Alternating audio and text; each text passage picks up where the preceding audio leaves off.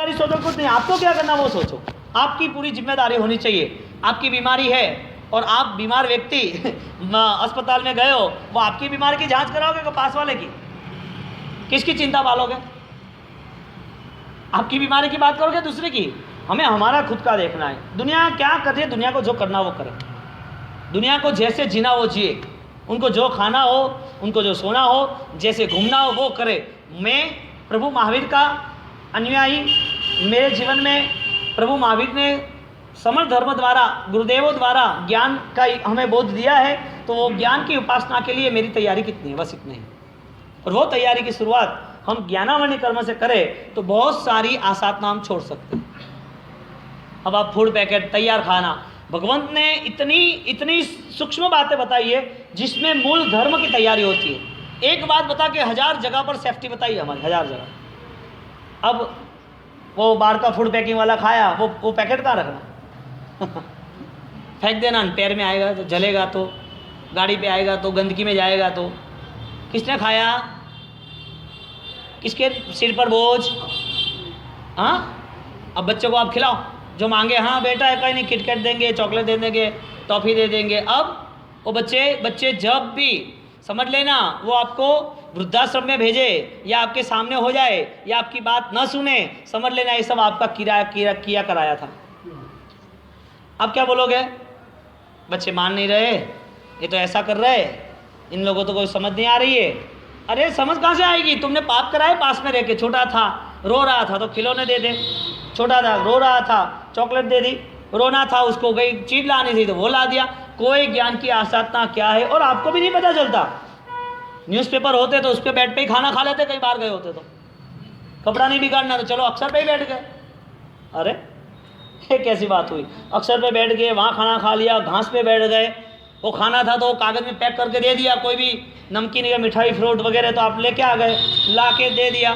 झाड़ू निकाला तो वो कचरे में आया, कचरे पट्टी में ही आपने सब जितना गंदगी पड़ा था, कचरा पड़ा था, वो सब आपने वहीं डस्टबिन में डाल दिया, और जब भी वो लेने आया तो वहीं आपने डाल दिया। ज्ञान की इतनी भयंकर आसाधना, लाइन टू लाइन। अब अंतिम समय में क्या याद आएगा? अंतिम समय में समाधि कैसे रहेगी? तो ज्ञानावरण्य कर्म की जो यहाँ पर बात है मैं थोड़ी बोल देता हूँ, आपके मन में रखना। कल आप नोट पेन लेके आना, आप यहाँ जो बैठे हो नोट पेन लेके आना, नियम लिख लेंगे आपके अतिचार। ज्ञान नियमित समय में पढ़ना चाहिए। तो आप नियम बनाना कि मुझे 1 लाइन रोज करनी चाहिए, 10 मिनट पढ़ना चाहिए, 10 मिनट धार्मिक सूत्र करना चाहिए। अकाल समय में पढ़ना, सूर्योदय सूर्यास्त के बीच में जो काल वेला होती है उसमें पढ़ना नहीं चाहिए। विनय रहित यानी कि विनय के बिना, विनय के साथ पढ़ना चाहिए। ज्ञान को ऊपर रखना चाहिए। ज्ञान पढ़ते वक्त कहीं हमारा थूक ना उड़े, हमारी श्वास ना उड़े, हाथ में उंगली रखनी चाहिए। थूक लगा के हाथ पे यूँ लगाया और ये गया। आप पैसे भी गिनते हो तो ऐसे गिनते हो, अभी तो वो आ गया है, उस आता है गम, तो इससे होता है। लेकिन पहले थूक लगाते और फिर पैसे गिनते जाते, ऐसा नहीं करना चाहिए। विनय रहित, बहुमान रहित, योग उपदान रहित पढ़ा। विनय रहित पढ़ना नहीं होना चाहिए, बहुमान होना चाहिए कि मेरे परमात्मा की ज्ञान की जो बात है उसमें कहीं पर भी कोई चैन नहीं है। योग उपदान, आपकी शक्ति है तो योग और उपदान करना ही चाहिए और पढ़ना चाहिए। ज्ञान जिसने पढ़ा है, जो ज्ञानी आत्मा है, उसका बहुमान होना चाहिए, उसके प्रति निंदा नहीं होनी चाहिए, ईर्ष्या नहीं होनी चाहिए। जो गुरु से ज्ञान पाया है उसका बहुमान करना चाहिए। देव वंदन आदि करते वक्त, प्रतिवर्ण करते वक्त अशुद्ध अक्षर का उच्चारण नहीं होना चाहिए। हमने बोला था ना। अब पुण्य करते वक्त पाप होता है कि पुण्य ही होता है? हमको लगता है पुण्य, लेकिन होता है पाप। हमारे सबके साथ चलना वो पुण्य के पाप, पुण्य, निर्जरा, धर्म, व्यावच, ठीक है। लेकिन हमारे सबको चलते चलते अपने बूट उनके ही पैर पे बार बार छू ले तो, उनको लगे तो। आप करने क्या चाहते थे और हो गया क्या? अज्ञानता के वजह से फंस गए। तो यहाँ पर जैसे अक्षर है ना, छोटे बड़े, जहाँ मात्रा है वो ध्यान से बोलनी चाहिए। अशुद्ध अक्षर जो कहा, काना मात्रा न्यूनदारी कहा, सूत्र अर्थ दोनों असत्य कहे, सूत्र भी अशुद्ध बोला, ह य च जो मैंने आपने बताया आगे। फिर पढ़कर भूल गए, आपने पढ़ा था लेकिन याद नहीं है। क्यों याद नहीं है? क्योंकि आपने नित्य स्वाध्याय नहीं किया। असज्जाय के समय में स्थैरावली, प्रतिगुण, उपदेश माला आदि सिद्धांत पढ़ा। असज्जाय का समय आता है जो ओली जी का समय है, जो ऋतु परिवर्तन का समय है, राजा के युद्ध के जहाँ समय होता है, ज़्यादा बीमारी या कोई मर गया होता है, वो शोक का समय होता है, ऐसे समयों में कहीं जो काम की महत्वता है वो करना। फिर आप गाथा लेके बैठ जाओ, अबे आपको काम करना है, किसी के घर में मृतक हुई है और शायद आप ऊपर नीचे ही रह रहे हो और आपको उसको हेल्प करनी चाहिए, इसके लिए आप गाथा लेके बैठ गए। स्वाध्याय का सबसे बड़ा यदि कोई फल हो तो वो है व्यावच। स्वाध्याय करने वाला यदि व्यावच नहीं कर पाता है तो वो स्वाध्याय उसकी बेजान मुर्दों की तरह है। यानी जितना भी कुछ पढ़े लिखे हो, कितना भी धर्म करते हो, सेवा के बिना सब फीका है। फिर ग्रंथ पढ़े नहीं, अपवित्र स्थान में रखा, आपने किताब रखी लेकिन आपके जहाँ पर बूट चप्पल उतार रहे वहाँ ऊपर किताब रख दी। भोजन हो रहा है जहाँ पर पास में किचन है वहाँ किताब रख लीजिए, यहाँ रसोड़े में अच्छे स्थान पे रखनी चाहिए पढ़ते पढ़ते। बिना साफ किए ध्रोणित भूमि पे रखा, नीचे किताब रखना नहीं चाहिए, नीचे रख दिया आप। कोई भी कागज़ किताब आपके नीचे नहीं होना चाहिए, ये सही है कि इधर कपड़ा है पूरी नीचे रखो तो वो आसातना है, वो भी नहीं होनी चाहिए। हो सके तो यहाँ ही रखो, हो सके तो जो सापड़ा है वहीं रखो, टेबल के ऊपर, सापड़े के ऊपर।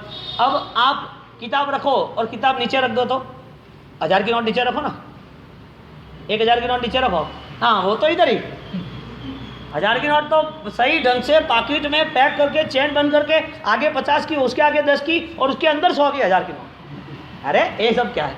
अरे तेरे पास पैसे फिर भी इतनी सिक्योरिटी, कैसे दिमाग है?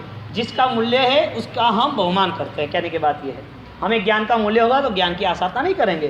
तो ऐसे ज्ञान के उपकरण जो है वो रखने के लिए कागज़ कलम दावत वो है ना, माट पाठी पोटी ठवड़ी कवली माला माली पुस्तक रखने की रील, जो कागज़ कलम आदि के पैर लगा, पैर नहीं लगना चाहिए। आप यहाँ से चलते हो शायद, या तो घर में चलते हो या साइड पे किसी का पड़ा है और आपका पैर लग गया तो तुरंत 3 बार मिच्छाम दुक्कड़म बोल देना चाहिए, पैर में नहीं आना चाहिए। थूक से अक्षर नहीं मिटाना। वो ज्ञान का उपकरण मस्तक के नीचे रखकर आपने सोचा कि हाँ अभी कहीं टूर पे गए, कहीं पर सोने के लिए गद्दी है, उसी का नहीं मिला तो आपने चरवड़ा उपा सब नीचे ही रख दिया। आपने यूज़ किसके लिए किया? ऐसे नहीं करना चाहिए, उल्टा नुकसान किया। ज्ञान द्रव्य का सार संभाला नहीं, ज्ञान द्रव्य यानी ये पुस्तक था हमने संभाला नहीं। ज्ञानवंत के ऊपर जो ज्ञानी थे उसके ऊपर द्वेष किया, ईर्षा की, आसाधना की, पढ़ने गुनने विघ्न डाला। को पढ़ रहा है तो जोर से आवाज़ कर दी, अब व्याख्यान चल रहा है, वो ज्ञान की उपासना है, अब आप पीछे से आ गए, कुर्सी खिसका रहे हो, करे मन दे दो, खांसी खाने लगे, ये सब क्या है?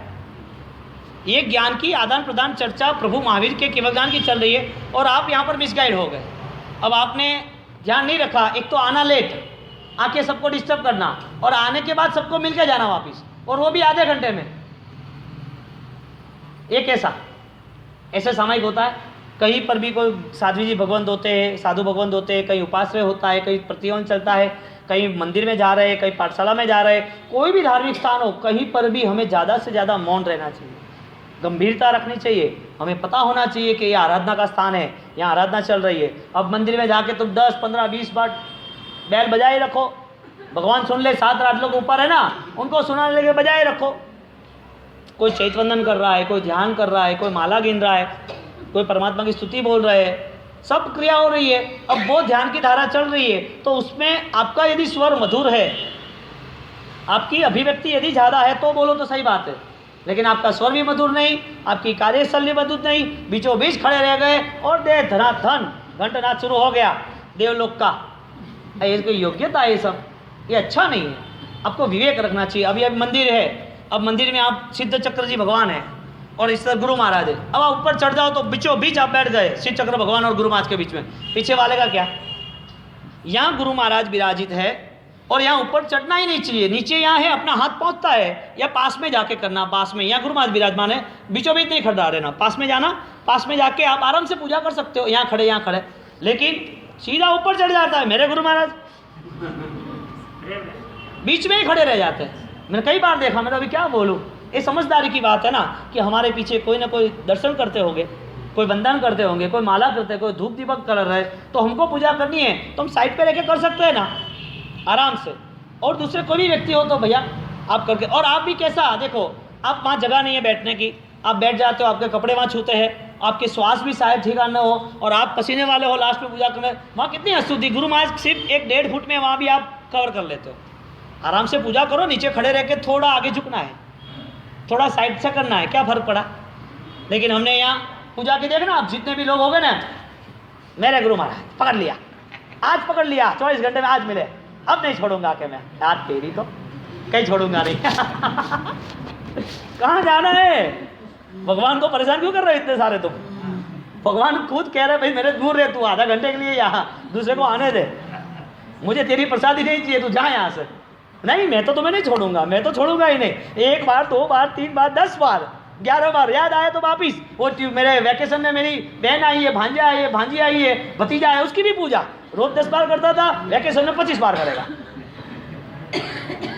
क्या कॉमेडी सर्कल इकट्ठा हुआ है। नीचे करके गुरु महाराज की, भगवान की पूजा कर लो और प्रार्थना कर लो कि परमात्मा हमें सद्बुद्धि देना। स्पर्श हो गया, आनंद आ गया। स्पर्श करना और स्पर्श के साथ उनकी ऊर्जा थी वो हमें सम्मिलित करनी थी। हमने क्या किया?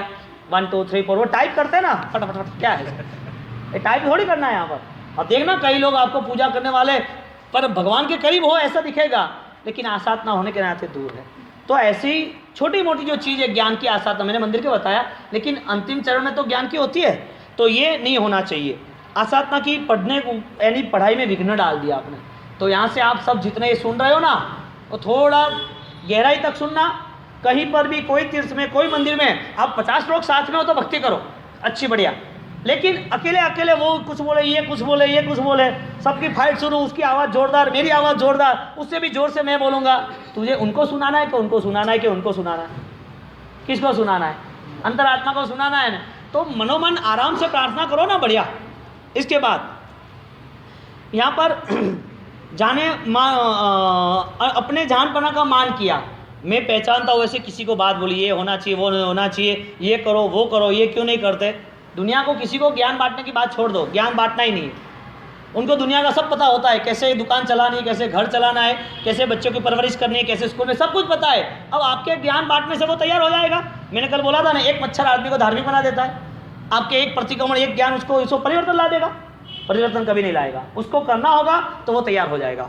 इसके बाद मति ज्ञान, शुद्ध ज्ञान, अवधि ज्ञान, मनोज्ञान, पांचों ज्ञानों में श्रद्धा ना रखी। ये कितना गंभीर विषय है। हमारा मति ज्ञान क्या है, हमारा शुद्ध ज्ञान क्या है, हमारे अंदर छिपा हुआ केवल ज्ञान क्या है, वो सोचना था। उसके बाद आगे गूंगे तोतले की हंसी की, कोई व्यक्ति कम सुनाई देता है, किसी को बोलने में तकलीफ होती है तो उसकी मजाक मस्ती वो नहीं होनी चाहिए, बाद में बताऊंगा। झूठी प्रवृत्ति की इत्यादि ज्ञानाचार संबंधी झूठी प्रवृत्ति आपको जो कहना था। मति ज्ञान, शुद्ध ज्ञान, अवधि ज्ञान, मन प्रज्ञान, केवल ज्ञान, 5 प्रकार के ज्ञान है। इधर खत्म होने आया था इसके लिए। झूठी प्रवृत्ति की यानी कि झूठ बोलना, गलत बोलना, किसी को गुमराह करना, ये सब ज्ञान की आसाधना है। अब आप सोचो, दिन में कितने बार होता है ऐसा? एक उसूत्र प्रवृत्ति प्रभु महावीर को एक कोड़ा कोड़ी सागरों में ले जाए, उसूत्र प्रवृत्ति। हाँ, ऐसे धर्म के नाते यदि झूठ का सहारा लिया तो कहाँ जाएगा? वो संभलना चाहिए। इसके लिए बार बार प्रायश्चित का भाव बताया कि मिच्छामि दुक्कड़म। क्या बताया? तेसव्यू मन वचन काया करी। तो यहाँ पर मति ज्ञान बुद्धि का विषय, शुद्ध ज्ञान ये, अवधि ज्ञान, अवधि यानी मर्यादा का विषय, यहाँ से कितना तक देख सकते हैं। मन पर ज्ञान यानी आपके विचारों में क्या चल रहा है वो मैं पढ़ सकूँ, वो मेरा मन पर ज्ञान। और केवल ज्ञान सूर्य की तरह, तारे सब चले जाते, 4 ज्ञान चले जाते, और सिर्फ अपनी आत्मा की शुद्ध सत्ता स्वरूप दशा का भान। मैं पराये के साथ जुड़ा हूँ, ये पराया मेरा नहीं है, उसे मुझको छोड़ के निकलना है। ये ज्ञान आएगा और ये ज्ञान बनेगा, वो शुद्ध ज्ञान की परम उपासना है। जितना भी आप पढ़ो लिखो, जितनी भी आराधना करो, जब तक ये संसार की अनित्यता, ये संसार छोड़ने जैसा है, ये संसार मेरा नहीं है, पराया है, ये जब तक बोध नहीं होगा तब तक हमारी क्रियाएं सब मजदूरी की तरह बढ़ती रहेगी। तो हम ज्ञानाचार की जो भी आसाधना की है, आ जाओ चलो, ज्ञानाचार की जो भी आसाधना की है उसका पश्चाताप करने के लिए यहाँ पर अंतिम समय में अंतिम शब्द आया। क्या आया? ते सभी हूँ मन वचन काया करी। चलो मेरे साथ बोलो आप, मैं बोला ऐसा बोलो। ज्ञानाचार संबंधी जे कोई अतिचार पक्ष दिवस माहे सूक्ष्म बादर जानता अजानता हुओ होय ते सभी हूँ मन वचन कायाए करी मिच्छामी। अब पाप जोर से किया तो जोर से बोलना पड़ेगा, हाँ, भाव से बोलना वापिस। मिच्छामि दुक्कडम मिच्छामि दुक्कडम मिच्छामि दुक्कडम सर्व पापो नो मिच्छामि दुक्कडम दुक्कडम દુઃખડમ ભવો ભવના પાપોનું મિચ્છામિ દુઃખડમ મિચ્છામિ દુઃખડમ માફ કરો પ્રભુ માફ કરો કરો મુझ પાપોને माफ करो। आंखें बंद करके यही गुनगुनाना, गुंजाना, गहराई तक जाना और ज्ञान संबंधी जो आसाधना हुई है उसमें परमात्मा के समक्ष मिच्छामि दुक्कडम का भाव करो। स्थिर बन जाओ।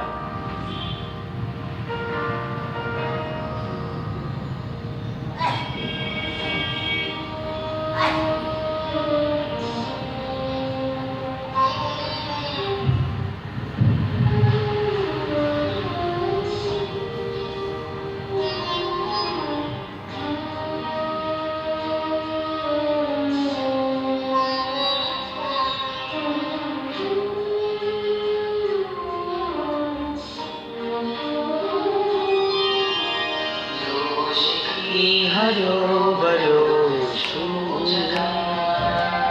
दाता तुझने मरवानी खरीदाश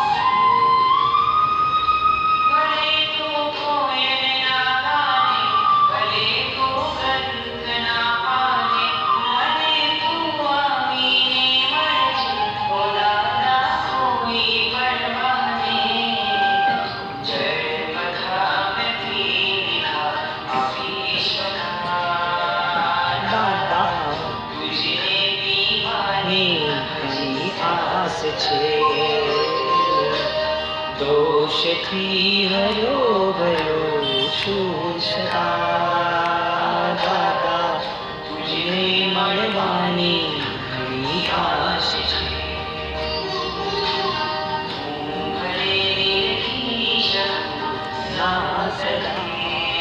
हो दादा तुम्हारी आश पास छे।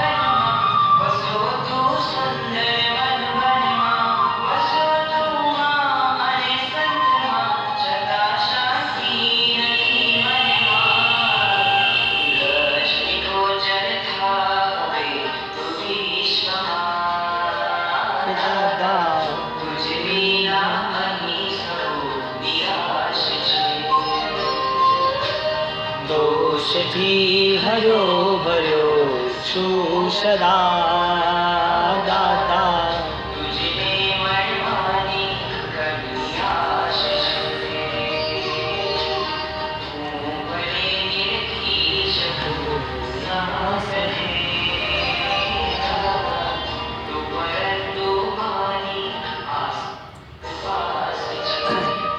आपको आज यहाँ आंखें खोल लो, आपको यहाँ पर एक 2-3 संकल्प बनाना। अब आपकी आराधना शुरू हो रही है। इधर जितने भी हम छोटे बड़े नियम जो कह रहे उसमें आपका जो सामर्थ्य है उसे आप तय करना, जितना हो सके इतना आप करने की गुंजाइश रखना। पहली बात, झूठे मुँह कभी नहीं बोलना खाते वक्त। दूसरी बात, पुस्तकों कहीं फेंकना करना, ज्ञान की आराधना होनी जरूरी है, आसाधना नहीं होनी चाहिए। तीसरी बात, आज से शुरू करो, अब नए कपड़े बच्चे के कोई भी अक्षर वाले नहीं लाना, कोई भी आप शुरू करो। लाते हैं तो क्या, दूसरा बहुत सारा पहनने का है, फर्क क्या पड़ता है कहना। आप आज ज्ञान बताओगे उनको तो उनको कल पता चलेगा, वरना आज भी पता नहीं चलेगा, आगे और बड़ा नुकसान हो जाएगा। तो कोई भी कपड़े में अक्षर हो ऐसे कपड़े की बात ही नहीं करनी। छोटी मोटी 2-3 चीज़ है वो आप कर सकते हो, ठीक है। चलो पचखान उपवास सूर्यगढ़ खाने। आपने नियम बनाया कि मुझे अनछाना पानी पीना नहीं, यानी कि छाना हुआ पानी ही पीना चाहिए। अब आपके पास वो नियम है ना, शायद आप ट्रेन में भी गए ना, बिस्लरी बॉटल भी ली ना, तो भी आप रुमाल निकालोगे, पहले छानना पड़ेगा। आसपास में कितली वाला होगा, उसकी ग्लास ले लोगे, आपके पास कुछ भी नहीं होगा तो भी आप छान के लोगे। एक छोटी सी प्रक्रिया, आपकी कोई देखेगा तो वो सोचेगा ये क्या कर रहे हो। हालांकि साइंस ने तो प्रूव कर दिया है कि सब बैक्टीरिया और उसके हिसाब से आप बीमार तो होने वाले हो। वो कहते हैं कि प्योर है, इस पानी में कोई प्रॉब्लम नहीं है, तो फिर छानना क्यों। आप एक छोटे संस्कार में आओगे कि प्राणातिपद मुझे छाना हुआ पानी ही पीना है, तो हर जगह पर आप छाना हुआ तो पियोगे। लेकिन आपके धर्म के नाते कल आपके घर में कोई भी फंक्शन होगा ना, तब उसे आप धर्म की ज्ञान की चर्चा करोगे, भाई हमारे घर में कोई भी फंक्शन में हिंसा नहीं होनी चाहिए। अब ऑर्डर देने हैं, पैसा है, पुण्य है, वो पुण्य दुर्गति वाला बन गया।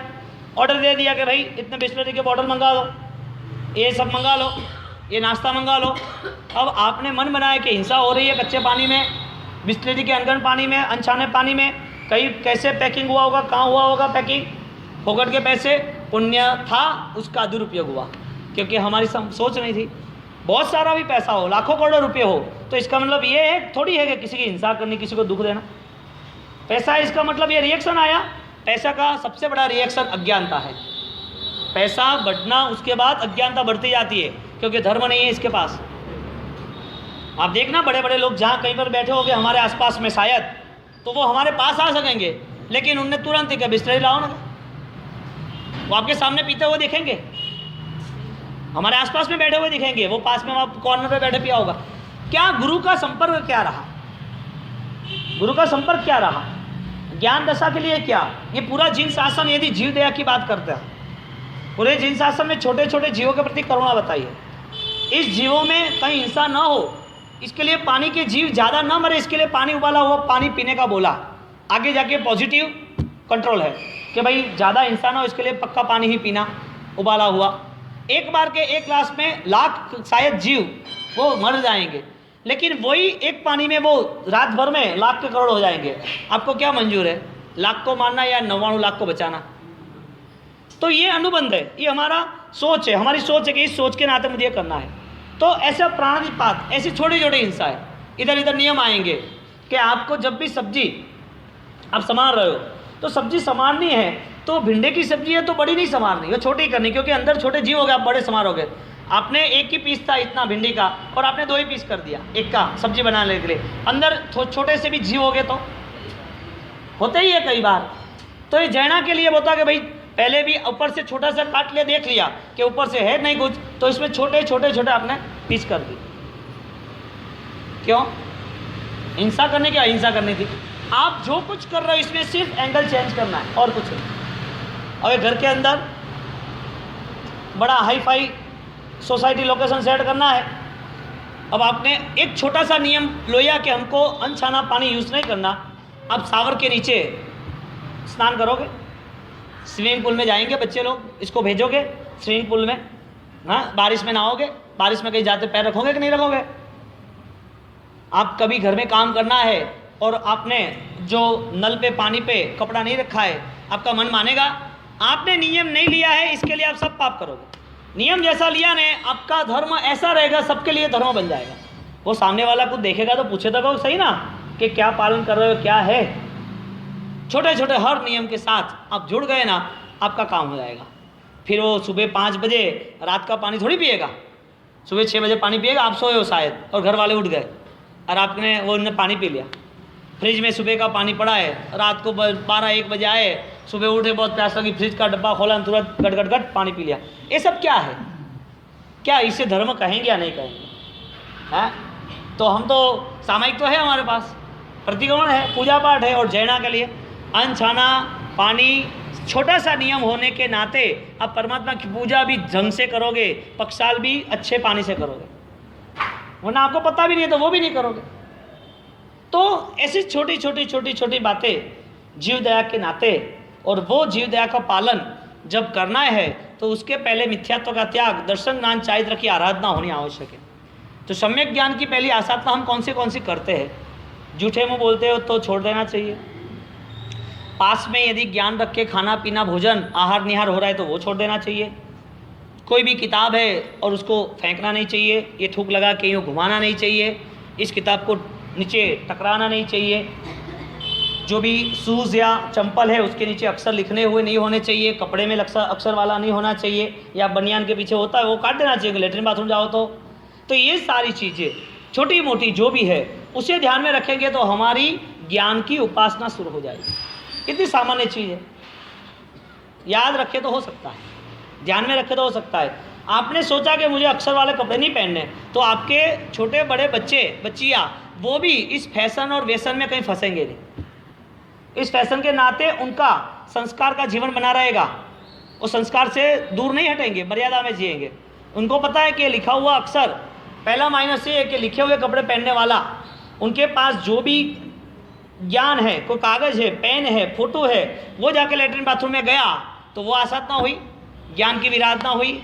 और ज्ञान की विराधना के नाते उसे क्या करना है, सोचना है, पता ही नहीं रहता। और वो ज्ञानावण्य कर्म, ज्ञान की आसाधना, उसके घर में लड़ाई झगड़े शुरू करा देते। उसे पता ही नहीं है किसके साथ कैसे रहना।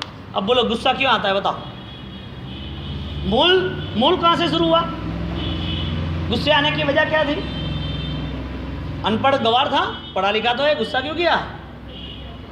12वीं तक पढ़े हैं, कॉलेज पढ़े हैं, दुकान संभाल रहे हैं, समाज में बैठे हैं, पैसा गिनता आता है, कैसे संभालना सब कुछ आता है, तो वो लोग उनने गुस्सा क्यों किया? गुस्सा करने की वजह क्या थी? तब हमें मानना पड़ेगा कि वो कर्म वहाँ के खड़ा रह गया, जो हमने अनजान में वो काम कर दिया था। अब आपको ये पता चला तो आप उसकी चैनल सेट करोगे, हाँ यहाँ ज्ञानावण्य कर्म बन रहा है, मुझे यहाँ पर वो कर्म नहीं बांधना है। अब आपके पास वीटी में अक्षर होते हैं, यहाँ लॉकेट में अक्षर होते हैं, वो पोची बनाते उसमें होते हैं, वो सब क्या है? घड़ी पहनी रहती होती है। अभी ये तो आप तो को शायद कम है, अब छोटे बच्चे के लिए आप कपड़े लेने जाते हो तो अक्षर वाले लाते। अब आप उसको ज्ञान की आराधना कराते हो, लो पाँचम की पूजा करो, पाँचम के खमास में दो, बाप जी आज उनका एग्जाम है उसको वास्केप डालो। अरे पर वो पढ़ेगा ही नहीं, वो आगे बढ़ेगा ही नहीं, क्योंकि आपने ही उनको बिगाड़ दिया।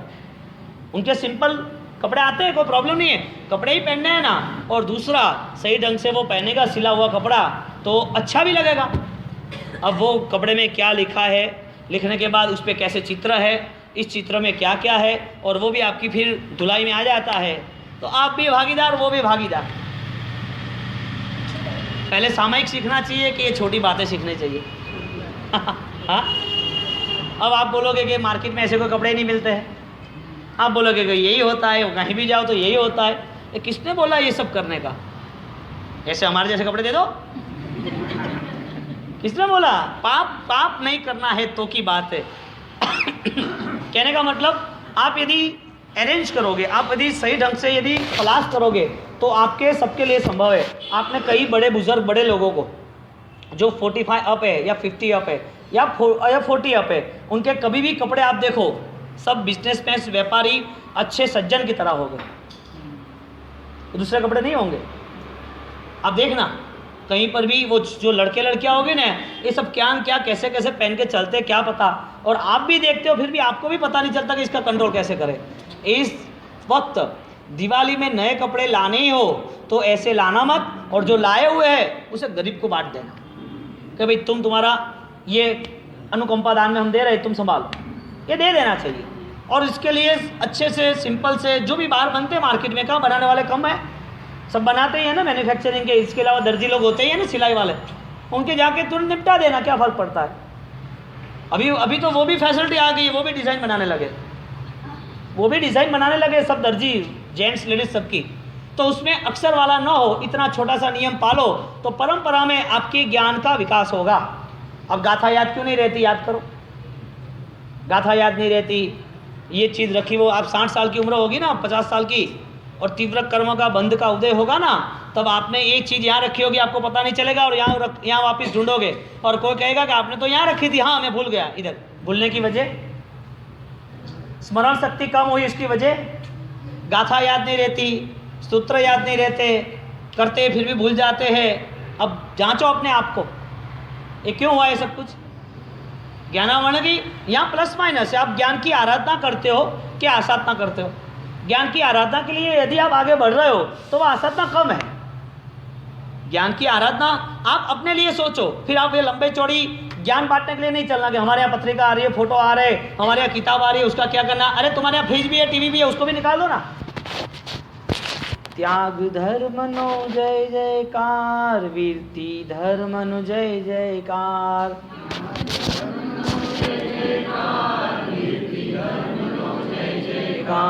त्याग धर्मनो जय जयकार, वीरती धर्मनो जय जयकार,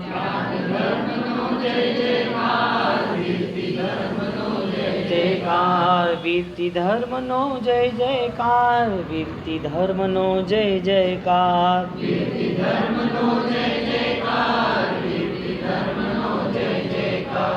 पहली अतिचार की बात जो है वो हमसे हुई गलतियों का प्रायश्चित है। हम जो 15 दिन का जो पाक्षिक प्रतिक्रमण कर रहे हैं, वो पाक्षिक प्रतिक्रमण किसके लिए है कि 15 दिन में जो छोटी मोटी हमारी गलतियां हो चुकी है उसका हम पश्चाताप करें। तो वंदिता सूत्र प्राकृत है, जो वंदित सब सिद्धे, ये प्राकृत सूत्र है। तो प्राकृत सूत्र में आप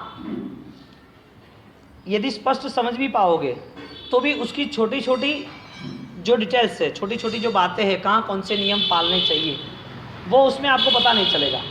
तो वंदिता 12 व्रत जो है ना, उनका पश्चाताप वंदिता में बताया है।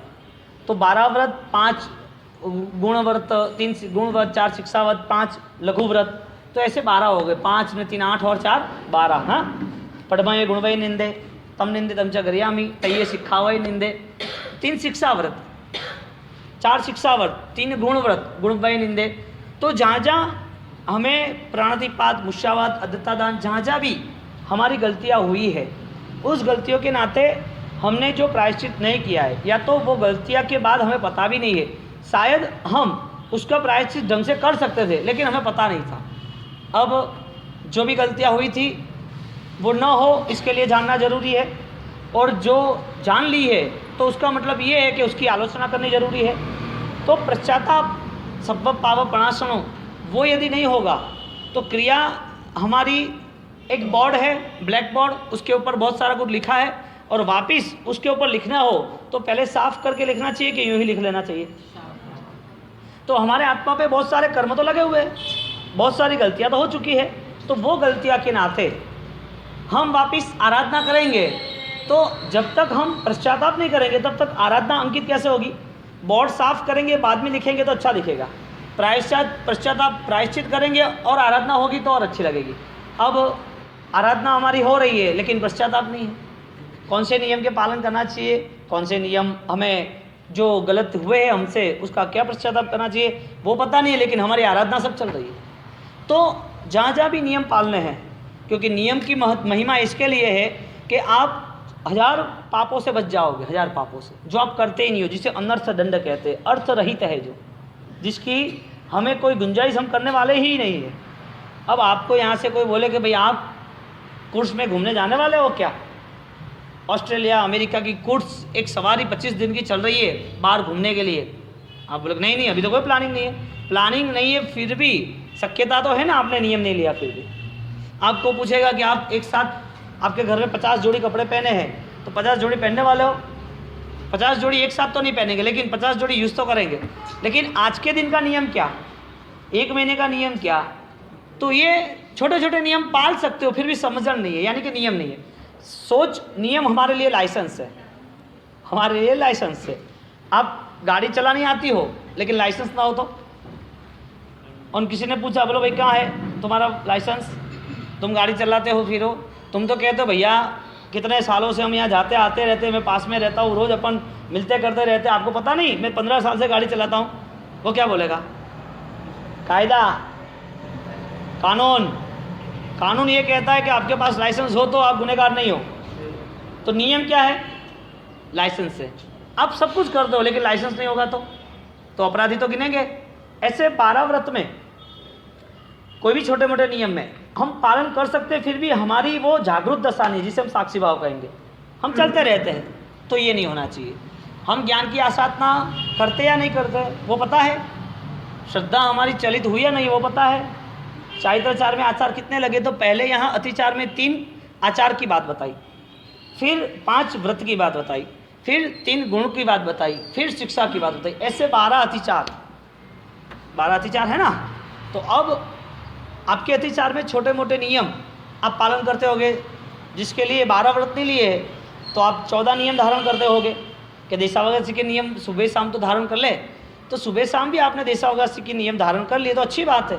लेकिन व्रतधर सावक श्राविका वो शासन में, संघ में और अपना जीवन नया उज्जवल बनाएंगे, क्योंकि व्रत पालन करना और व्रत की आकर्षण व्रत का ग्रहण करना वो परम पुण्य का उदय है। व्रत में यदि ना आए, एक छोटा सा भी सामयिक का व्रत यदि लाभ दे सकता है तो 12 व्रत वाला श्रावक वो कई सालों तक 12 व्रत को ग्रहण करके जी रहा है, वो श्रावक की देवगति तो होती है, लेकिन वो श्रावक इस संसार में कम पाप करके अपना जीवन सफल बना देता है। जो जिंदगी भर धर्म का रस उनने चुना है, जिंदगी का रस उसने घूटा है, वो अंतिम समय पर समाहि वरम उत्तम निंतु, वो समाधि के लिए साथ में रहेगा। अब आपके 12 व्रत में आपको पता है कि 9वां व्रत सामयिक का है। हाँ, तो सामयिक मुझे साल भर में 365 दिन में हो सके तो 200 करना है, बस इतना ही, 100 भी करना है। इतना छोटा नियम आपने लिया नहीं है लेकिन आप करते हो।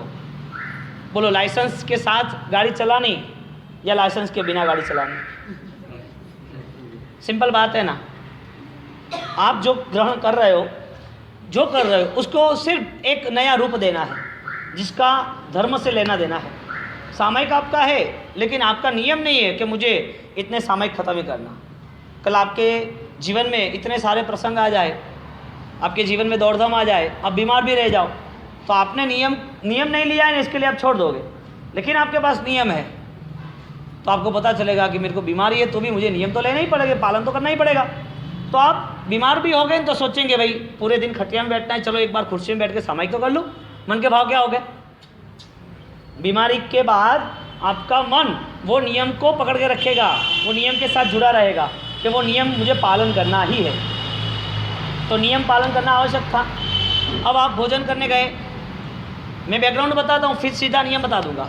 आप भोजन करने के लिए घर में हो तो भोजन करते वक्त आपको सब कुछ चखना तो है, तो आपको पता है, तो जो चखना है ना उसमें आप कंट्रोल में आ जाओ कि मुझे इतनी चीज़ नहीं खानी है, मुझे 15-20 आइटम से ज़्यादा मैं नहीं खाऊंगा। ये सब छोटे छोटे नियम क्यों, क्योंकि वो आसक्ति का कारण बनता है अज्ञान का हिसाब से। अब आपने मन बना दिया कि मैं 15-20 चीज़ों से ज़्यादा आहार ग्रहण नहीं करूँगा। अब आपको रिसेप्शन में जाना है तो आपका मन रहेगा, शादी ब्याह में जाना है तो आप क्या बोलोगे, नहीं मुझे ये बंद, मुझे नहीं खाना। पाप सिर्फ चखने का ही है, सिर्फ 5 सेकंड रहता है, ज़्यादा नहीं, और वो भी 200 ग्राम से ज़्यादा खाने वाले नहीं हो। फिर भी दुनिया भर के आकर्षण के पाप दिमाग में लगे हैं।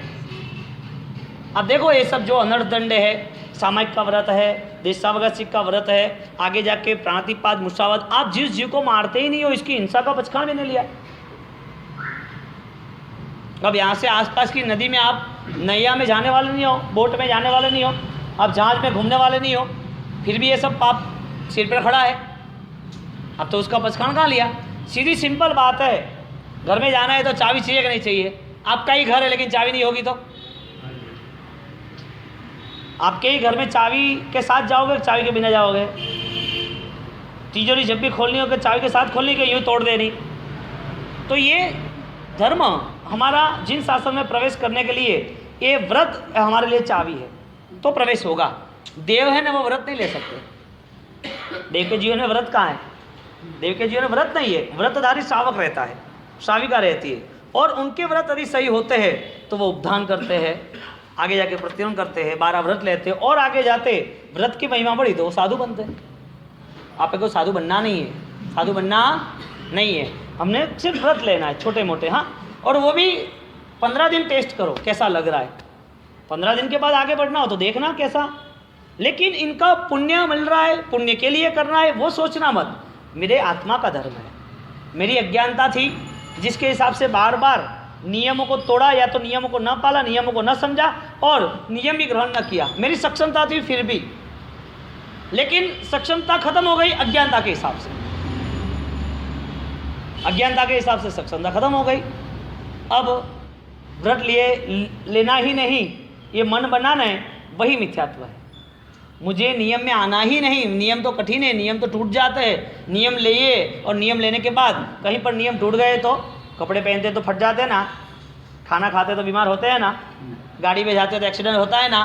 क्या नहीं बैठना गाड़ी में कि बैठना? तो व्रत लिया तो न टूटे इसका ध्यान रखना, लेकिन टूट जाए तो उसको वापस सांध लेना, यानी कि प्रायश्चित लेना। अब आपने क्या मन बनाया, नहीं व्रत तो लेना ही नहीं, व्रत से तो और पाप लग रहा है, व्रत टूट जाए तो और पाप लगेगा। व्रत यानी नियम, सौगंध। समझदार जो है वो क्यों ना लेगा भाई? समझदार व्रत क्यों ना लेगा, मुझे बताओ वो। हाँ, और प्रॉब्लम क्या है? आपको रात को खाना छोड़ना है, 10-15 दिन ट्राई करना है, और 1 महीने भर के लिए जब आपको रात को खाने का छोड़ ही दिया है, फिर आपको जो छोटे मोटे व्रत पालन कर रहे, ये महिमा ही ऐसी है कि इस व्रत के पालन से आपकी खुशियाँ बढ़ जाएगी। अब आप खाते वक्त ऐसे संस्कार पड़े छोटी उम्र में कि हमें खाते वक्त पास में कोई ज्ञान चीज़, कोई फोटे वगैरह कुछ रखना ही नहीं। अब आपका ऐसा नियम नहीं है कि मुझे ज्ञान की आसाधना नहीं करनी, गुण की आसाधना नहीं करनी। आपका ऐसा नियम नहीं है, ये छोटी गुण की बात हुई। इसके साथ साथ